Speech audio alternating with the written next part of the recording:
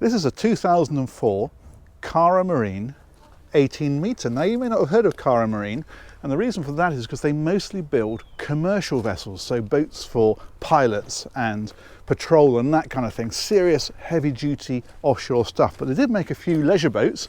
This is one, and these are a pretty serious piece of kit. They're built for people who really know their boating and want something substantial and serious and able to go through pretty much anything. They build these over in Ireland in Cork, and it's yeah, it's a proper offshore machine with some rather interesting details.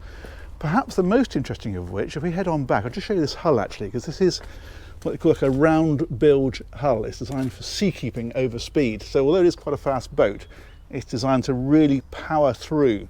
You can see the keel that runs along as well. And the idea is that when the weather gets up, particularly as you can imagine on a commercial basis, you want to better keep on going, and this boat does that. But check this out, because no propellers, water jets. It's jet powered. Now this does a couple of things. Firstly, it makes the boats incredibly manoeuvrable, but secondly, it lowers the draft, because you can imagine normally you have your shafts coming down, propellers are here, you've got rudders sinking down into the water. None of that with these. They're pretty much completely smooth. Now you can see underneath here these grills, and the reason for these is because they're sucking huge quantities of water up and then powering it out through these jets at high speed, and that's what makes the boat go. Now somebody said to me, well, how do you go backwards with them? Which was a very, very sensible question, because you can only power that way.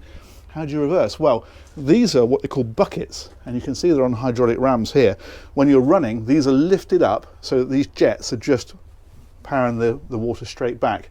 When you're manoeuvring at lower speed, you can drop the buckets down, and what they do is as the water powers out, you can see the shape of these, it curves it round and pumps the water out that way, so it pushes it backwards. And with them half deployed, of course, you've effectively got neutral. So that's how you manoeuvre them. And they are, I'm told, I've never driven one, incredibly manoeuvrable. Again, you can see the shape of this hull, the round bilges, and these are the exhausts, I think I'm right in saying, coming out of here. Anyway, let's go and take a look on board. It's not your normal 60-foot cruiser. As I say, it is built very much with the kind of person in mind who wants me to go offshore pretty much irrespective of conditions, and it's actually category A rated. It's the highest rating of the RCD rating, so it's ocean category. And I think actually a pretty cool looking boat. Let's head on board. Big bathing platform at the back here. You've got a tender, I think it's a 3.1 metre if I remember rightly, tender. You've got the boarding ladder here as well, of course. But this has a passerelle for stern tube berthing, so if you're in the Med, you can deploy that, but also this is used then to lift the dinghy on and off. Lift it out, extend it, drop it in. That's how you launch your tender. Steps up here, you can see straight away the engineering on this. This stainless steel work, not just the cleat, but all the way around it as well. So as your ropes go off of here, they're not chafing against GRP. And then the same here, very substantial with these rails, sort of double reinforced and so forth. We've got life raft on the back here as well. That's that passerelle extending, and those are fender baskets. We'll head on into here first of all. We will of course take a turn around the decks and check out the engine space, but we'll start here with the cockpit. Now the layout of this is an aft deck, so rather than the sunken in cockpit that you normally get, it is raised up, the accommodation runs underneath it, but what they've done is provided a wheelhouse here that's open back, so you kind of get the best of both worlds. You can take these canopies off the back, have this all nice and open. There's hatches up above as well, sliding side windows, so this can be a nice open area, or by just putting these canopies in, this becomes completely enclosed. You've got the seating around the back, you've got the tables here which unfold. You can see you've got one unfolded and one folded, and you can put chairs around them as we've done, just to show the way you can sit all the way around them. The cockpit fridge out here as well, little bar area, and a bit more seating on this side. It's actually a nice spacious area. They've not tried to sort of cram too much into it really. The other thing you've got here is a door, so this swings across and closes this off. So this becomes a nicely enclosed area. It's great if you've got a family actually, because it keeps everyone together. It's not like a flybridge boat where you've got some people up on top and other people down in the cockpit. Everyone's together with this, so they're all nice and safe and very much inside the boat once that door's shut. Let's head forward. We've got the helm position is here. Now I mentioned those buckets. This is why we've got 4 levers, because These fellows over here, your throttles. So you push those forward, obviously, to increase your revs. These are the buckets. You can see the levers are back, and that's because the buckets are in the astern position, as we saw at the moment. If you lift those forward, those buckets lift, you get halfway up, you get effectively neutral, because some water's going back, some's going forward, and you can push them forward, buckets lift all the way up, you've got forward drive. Instrumentation across here, it's got hybrid touch plotter. I think that's a new plotter that's been put onto there. Big compass up here. Again, you get these little nods, don't you, to the sort of commercial roots of the vessel. And again, the stainless steel frames on these windows, everything's just so solidly done. Switch gear down over this side. Trim tabs here as well. These are these opening sections. As I say, you've got these up above as well. So you can open this up quite nicely. Great visibility because you're quite high up here. So you're looking out over the front, and in fact all the way around is very good. Let's head on down to the main deck. So we go in through here. So what I mean about this being a raised area, because your main deck is actually a few steps down. Slip the odd shoes off, here we go.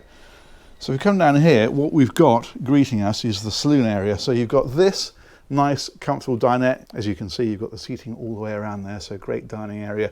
TV is here as well, so you can kick back here and watch a movie if you want to. Again, the stainless steel frame windows all the way around, which means even from here it's a pretty good view out, and plenty of light and air into here because you've got the side opening windows as well. There's a bar area over on this side, so this is just bits of storage for your glasses and so forth, like this. Another nice little seating area tucked away in here. But that's a nice big area, and if we head on forward, again, a bit like in the cockpit, they've not tried to cram too much in. So the areas that you get are just nicely proportioned. This galley area, for example, is right across the whole boat, full beam. So we've got, well, as you can see for yourself, a sink over here. We've got the twin cookers. So these are microwave and combination conventional ovens as well. Fridges are here too, of course, as you can see, pair of those, and then a load of storage, dishwasher, all that kind of stuff all the way across. And quite nice woodwork in here as well, actually. I like the way they've done this. That looks great. And if I come right over here and spin around, you'll see we've got the hob over on that side, and again, a load more storage down underneath it. And they've put hatches across here, plus you've got these windows here. So it's like a bit of an atrium feel. We get a lot of light down into here. But you see what I mean about the size? And what I mean about not trying to put too much into it. It's a 3-cabin layout, which in a 60-foot boat is giving you plenty of space. So here what we have is like a sort of pantry area kind of there, bin and so forth. And then this one takes us into the owner's cabin. Again, really good footprint. You've got a lot of floor space here as you come in, and then you've got wardrobes and that kind of stuff down this side. He says, finding shelving. There we go, there's the wardrobe. And then more storage all the way around here. And a nice low bed, actually. Sometimes you get up to the front of the boats, because of the way that the hull comes in, they have to raise the bed up quite a bit. This one, it's sunk nice and deep, so you don't feel like you're having to climb up and into bed. And that said, there are still steps going up, so it does make it nice and easy.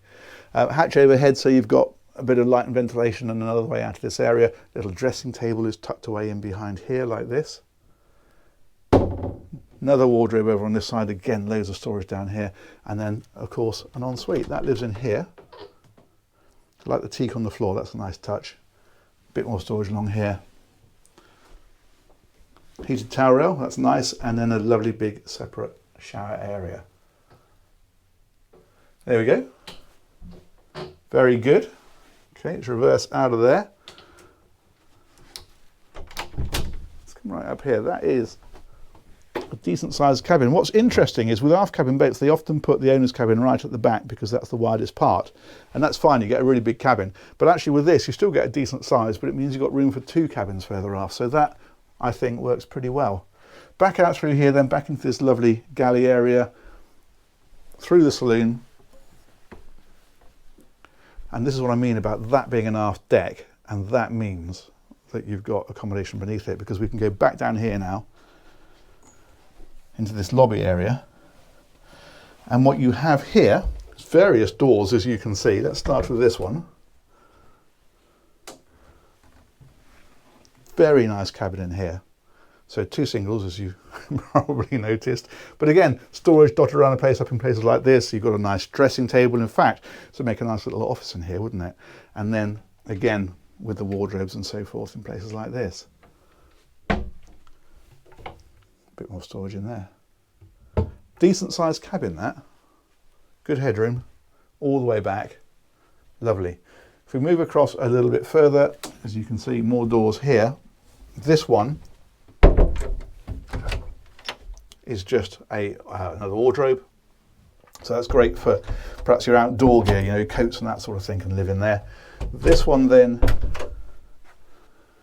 is another cabin. What they've done with this is it's an L shape with the beds.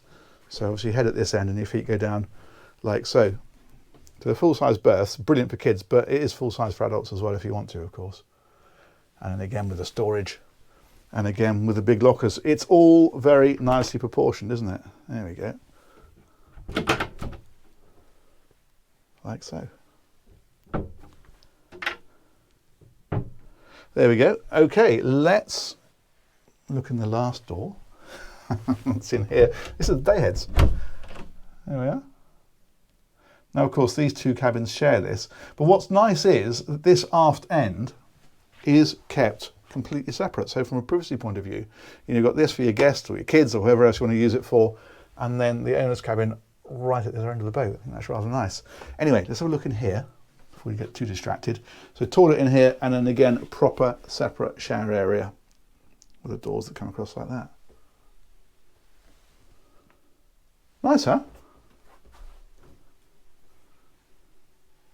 Very good. I thought we were going to run out of mirrors then to wave in. There we go. Hiding behind the door. Alrighty, let's come out of here.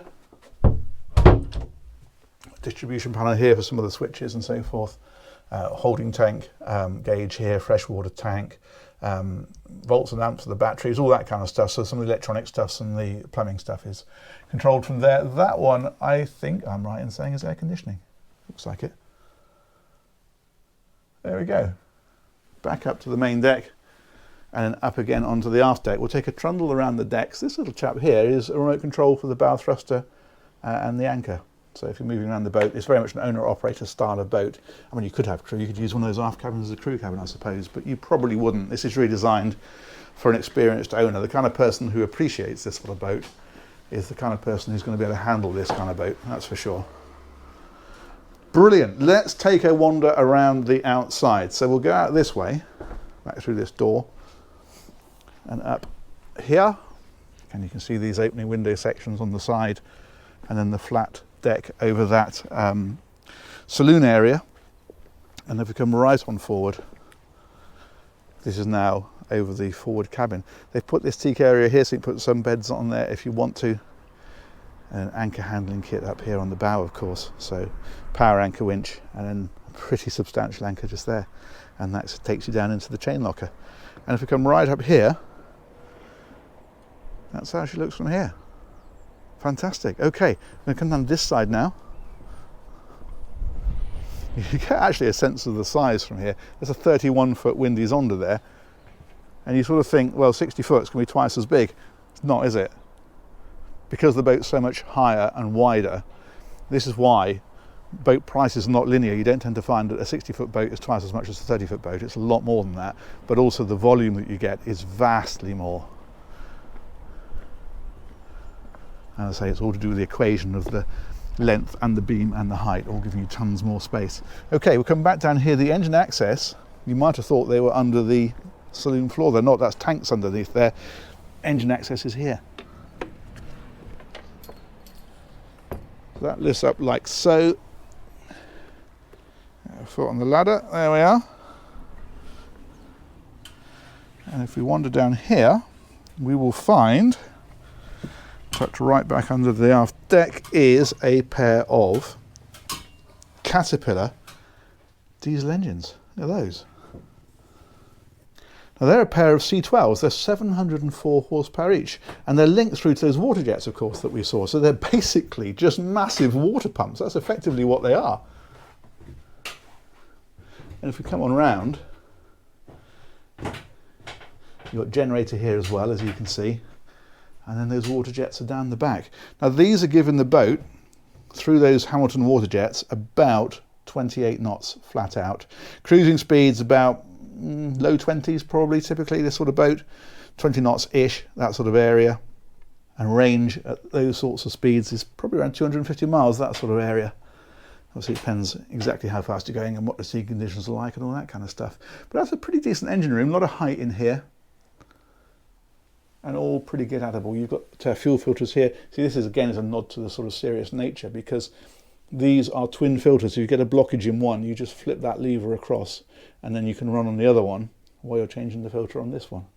And of course there's two of them because there's two engines. Superb. Well lit, isn't it? Good. Let's come back out of here.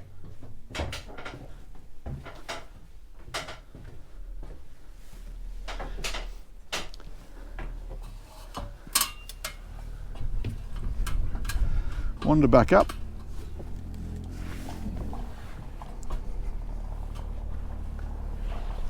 And then we'll head forward. There you go. Hound of Royal Clarence. That is an appropriately serious name for an appropriately serious boat, isn't it? Let's come right up to the bow. And that, as we like to say, is about the size of that. Massive thanks to Berthon International. They have this one for sale up in Newington. I'll put a link to those guys in the description, and huge thanks as ever to you all for watching. If you've not subscribed, do me a favour, hit that bell, join up. It'd be great to have you on board, and we'll look forward to catching you on another one of these real soon. Take care. Bye-bye.